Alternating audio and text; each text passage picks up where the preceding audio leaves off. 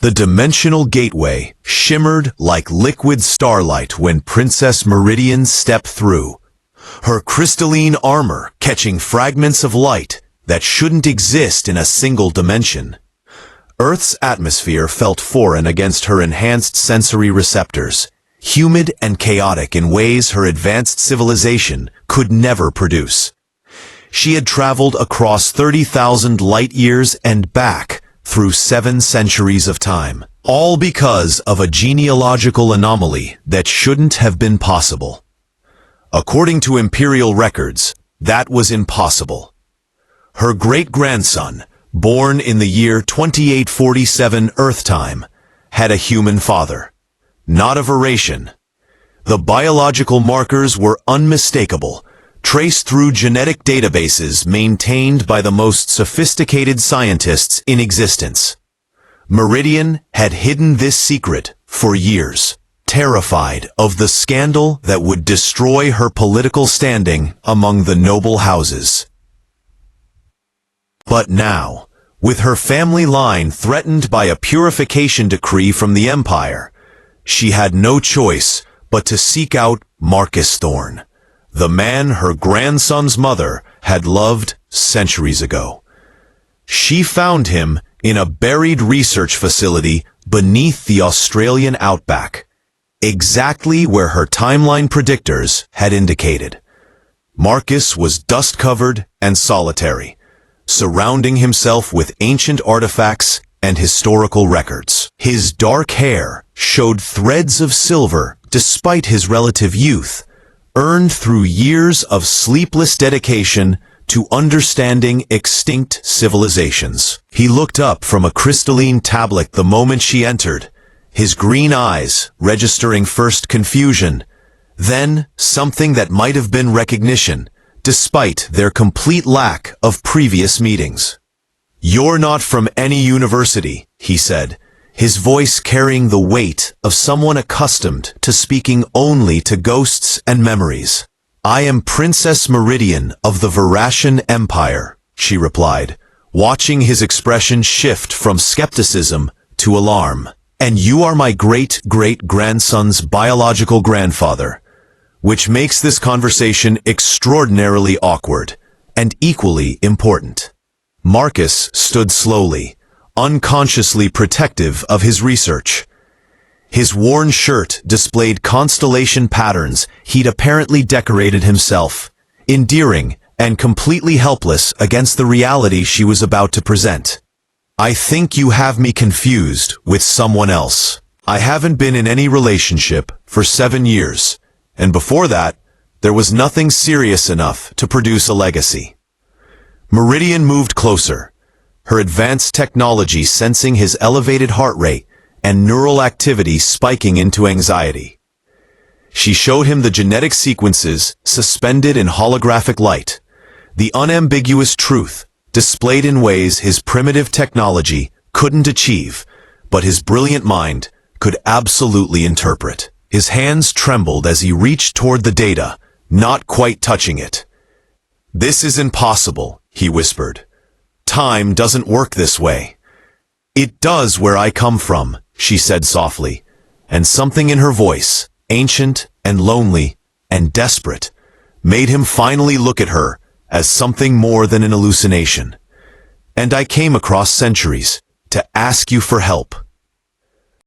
The Verasian medical transport descended through Earth's atmosphere like a second moon, ignoring all Earthbound protocols and traffic warnings.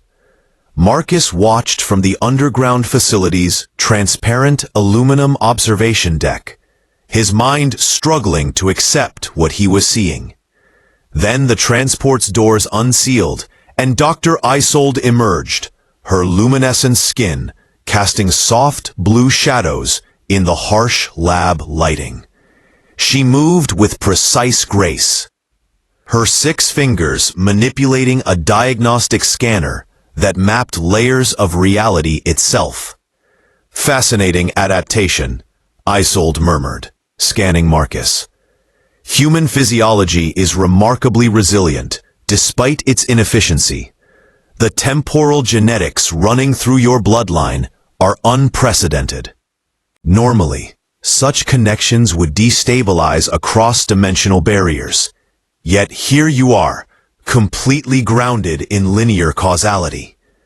Her dark eyes met his, and Marcus felt something shift in his chest that had nothing to do with medical procedures.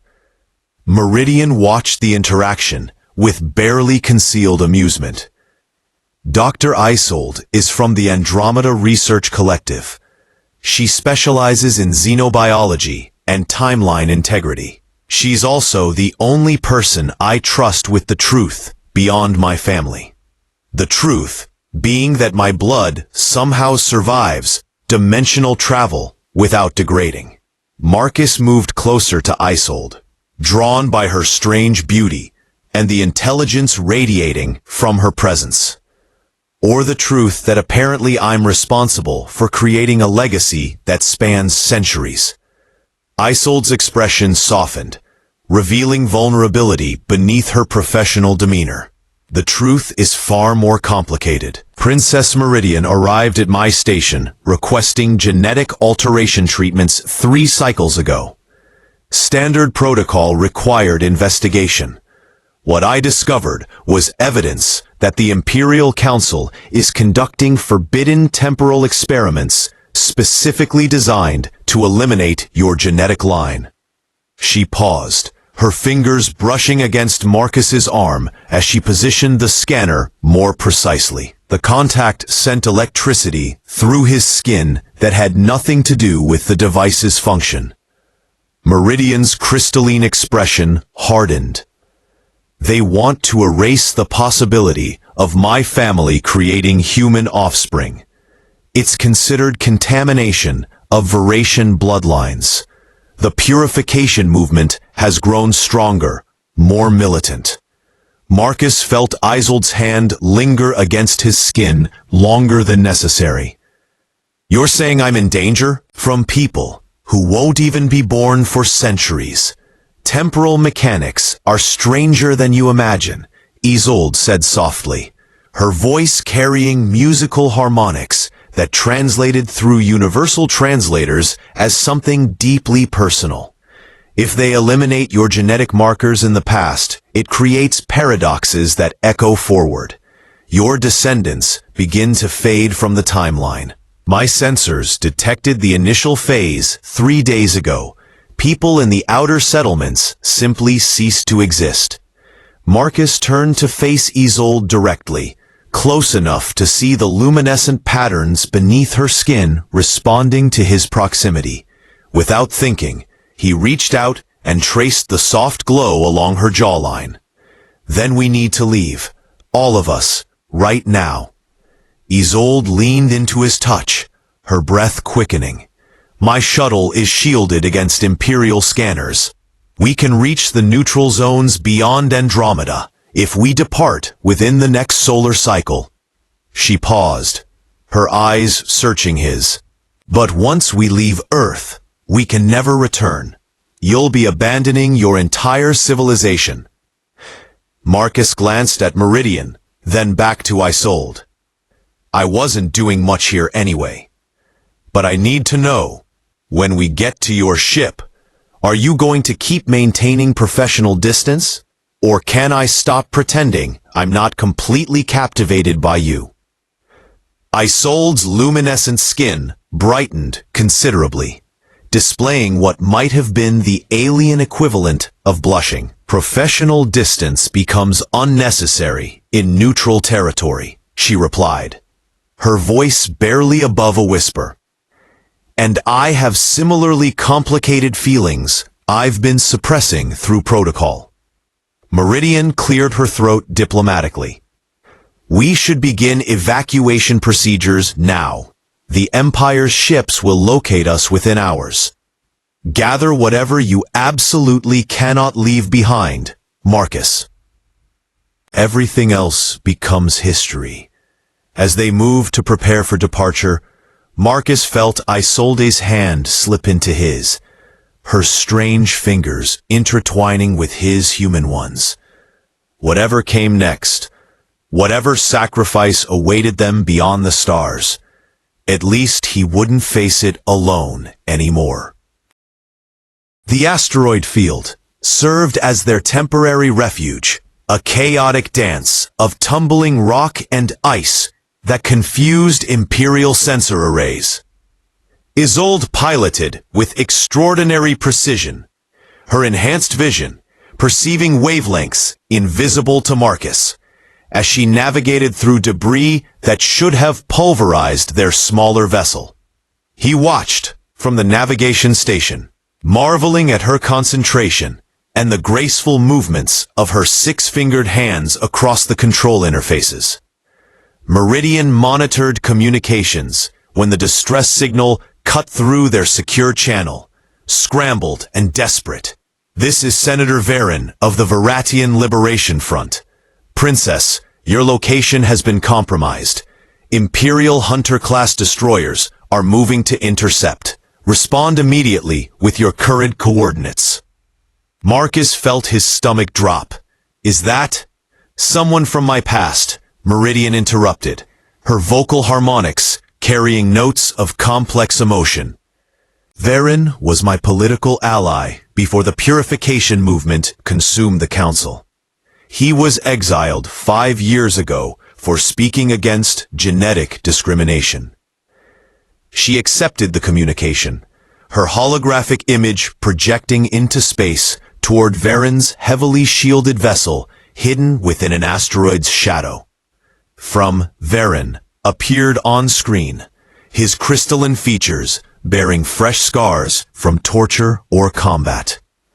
"Meridian, thank the Ancient Ones. I've been tracking the Empire's movements for months. They're not just trying to eliminate your bloodline. They're attempting to rewrite the entire timeline. Council Overseer Thassos discovered your great-great-grandson's existence and decided his human genetics represent an evolutionary threat to Veratian dominance." Varen's expression grew darker. "But that's not the worst part. They've sent 3 destroyer fleets to capture you alive. You're worth more to them as leverage than as evidence." Isolde's hands tightened on the controls. "We can't outrun destroyers in this vessel. We need to make a stand or find sanctuary in neutral territory." "There's a third option," Varen said, his gaze fixing on Marcus through the holographic feed. "There's a research station built into a nebula 3 light-years from here. It's officially abandoned, but the rebellion uses it as a stronghold.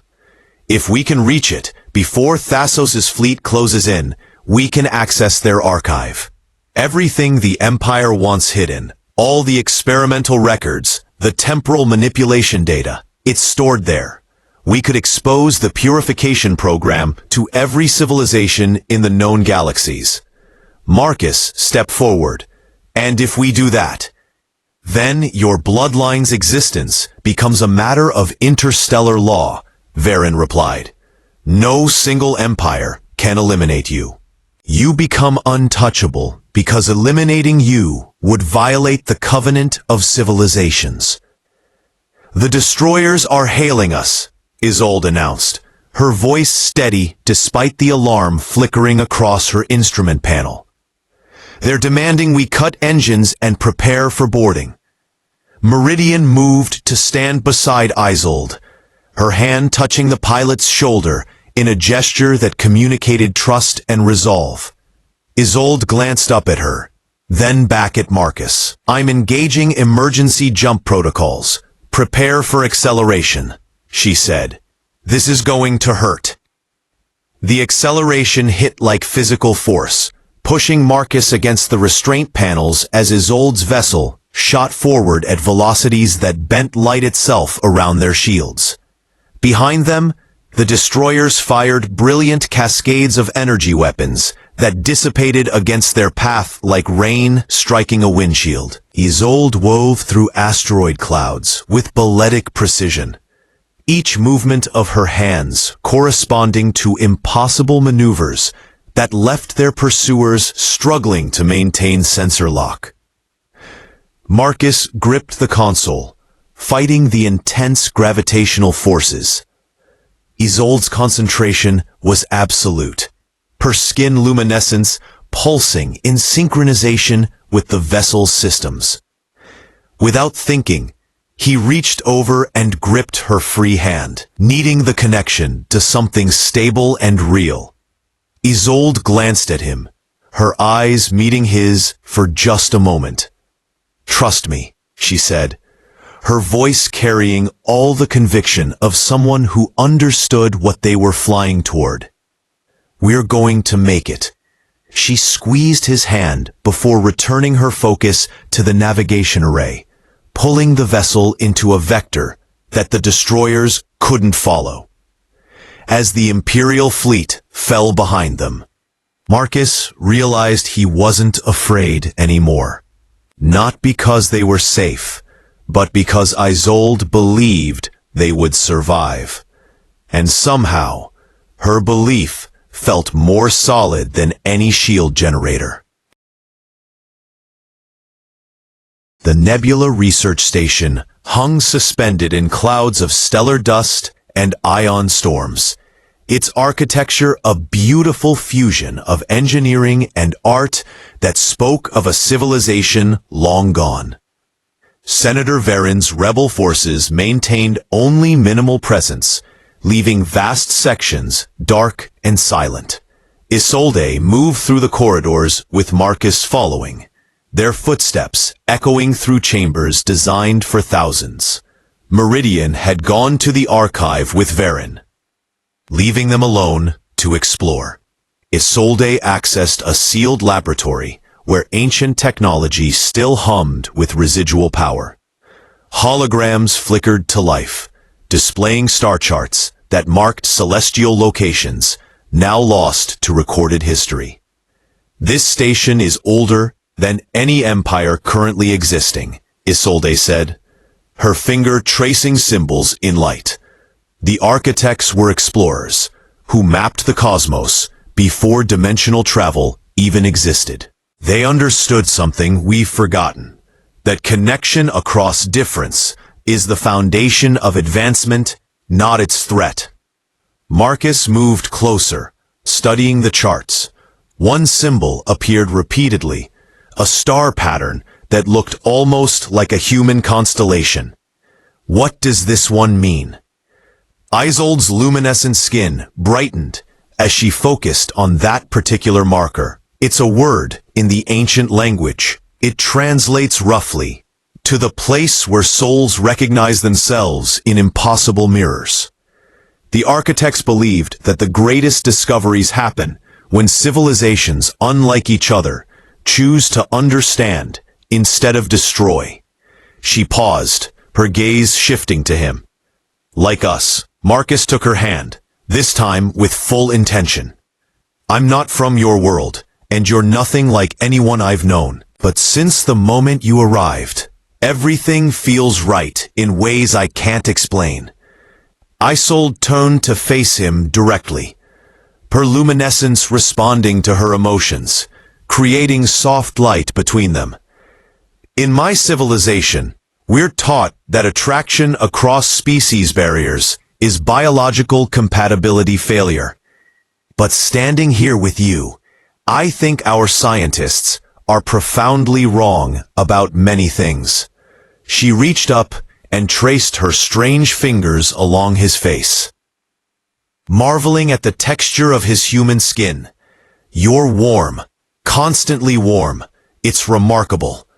"You glow," Marcus whispered. "It's extraordinary."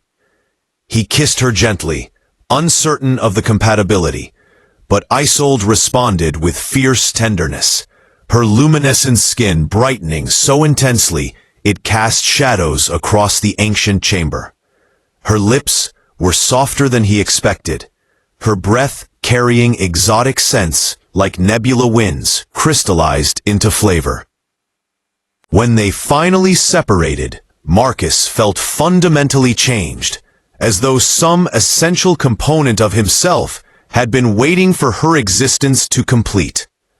The moment shattered when Kyphex emerged from the shadows, tall and ethereal, with skin that seemed to contain entire universes of shifting colors. He moved with the grace of someone accustomed to existing between worlds, and his eyes held the weight of civilizations long extinct. "Forgive the interruption," Kythex said, his voice resonating with ancient harmonics. "But the archive has revealed something Senator Varen needs to address with your group immediately. There's a prophecy encoded in these systems.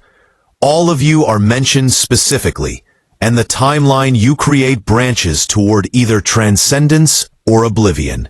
Isold's hand remained intertwined with Marcus's as they followed Kythex back through the corridors. "What kind of prophecy?" she asked. "One that requires sacrifice," Kythex replied. "My civilization reached the point you're approaching approximately 4,000 years ago.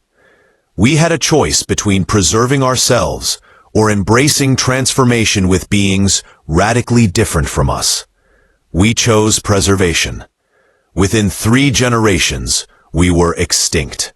The species that mixed their bloodlines with ours are thriving across 7 sectors of space."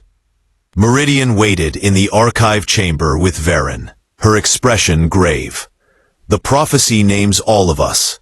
Marcus as the temporal anchor connecting human and Varatian futures. Isold as the bridge between pure biology and hybrid consciousness. Kythex as the witness from a species whose path we might follow. And me."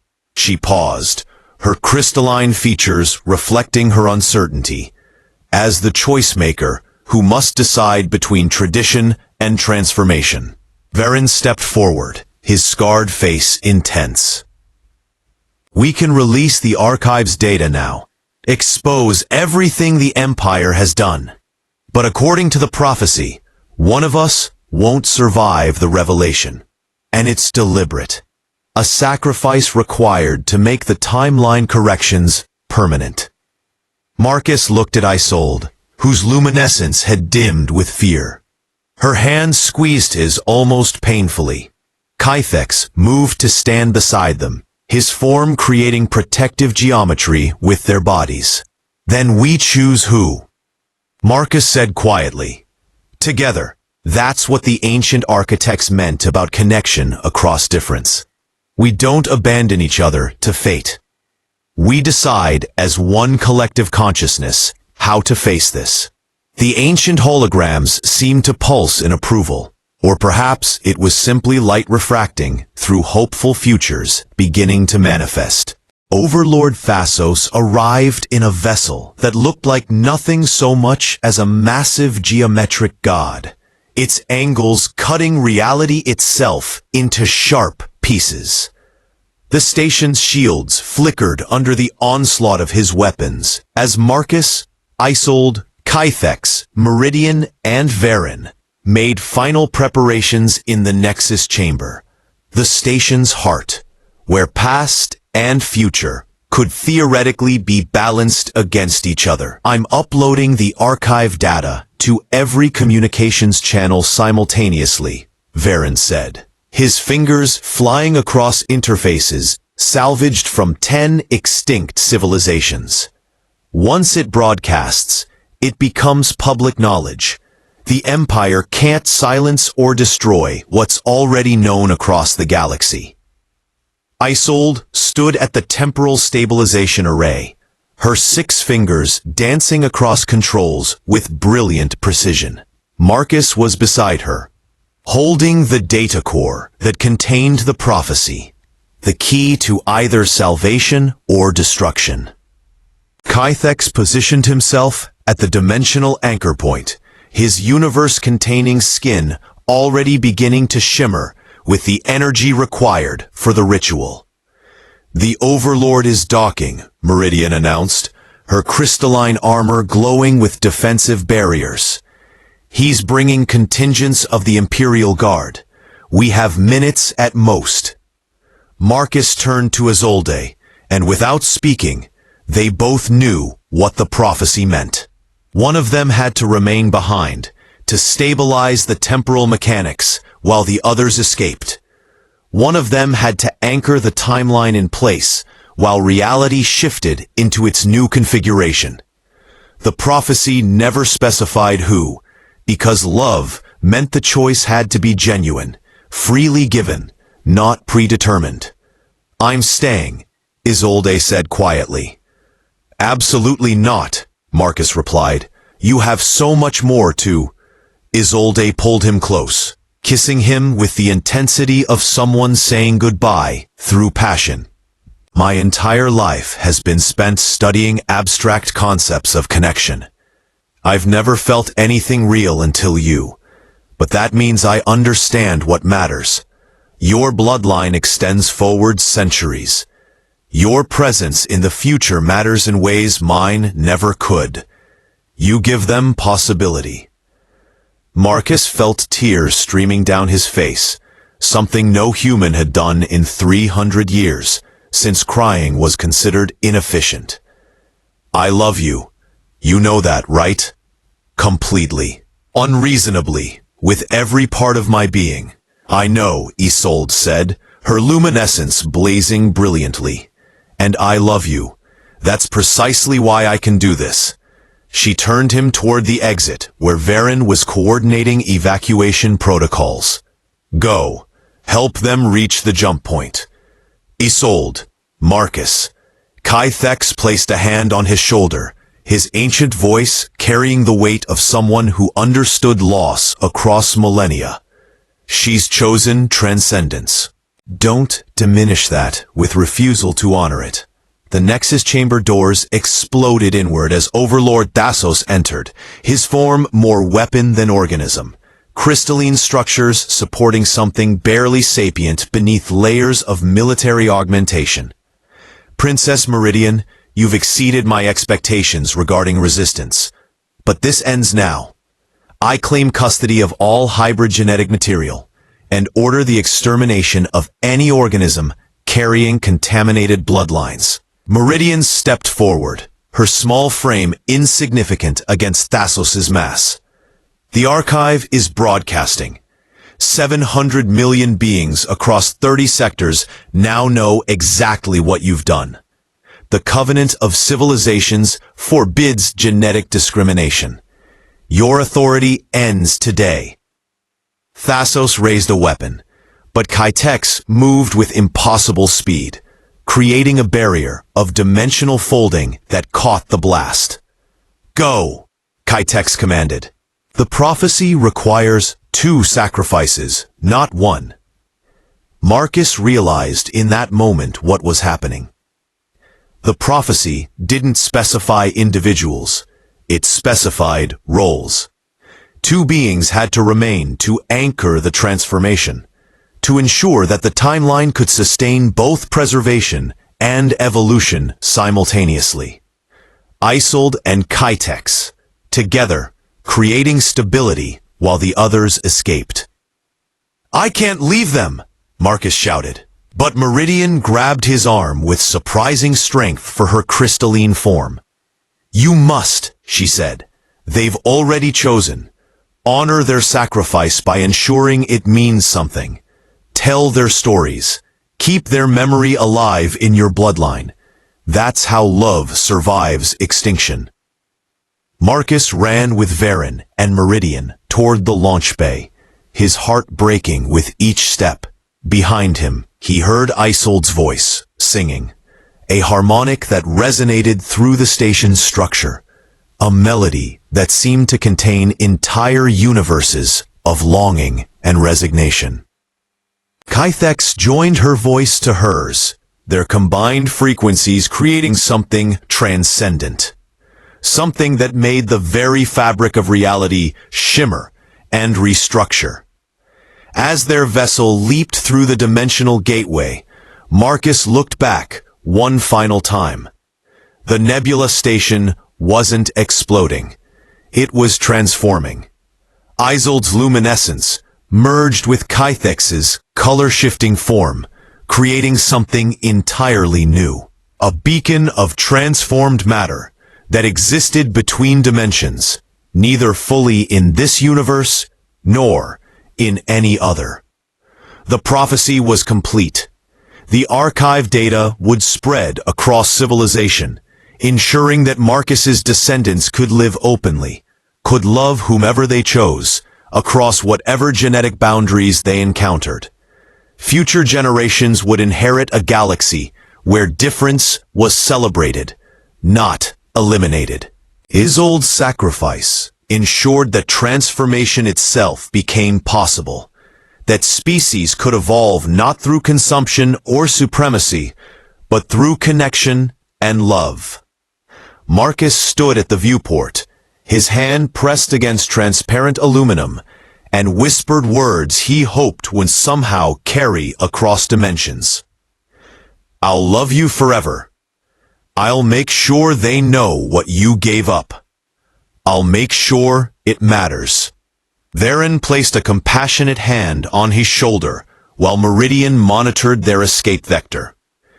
As they jumped to hyperspace, Marcus caught one final glimpse of the beacon Isolde and Kythex had become, a lighthouse in the cosmic dark, guiding lost travelers toward futures where love could transcend every impossible boundary. The story would echo forward through centuries. The human archaeologist who fell in love with an alien scientist. The sacrifice they made together to reshape civilization itself. And the prophecy that transformed love from biology into something eternal. A force that could span worlds, rewrite timelines, and make meaning from the most impossible of choices. It was a love story written across the stars themselves.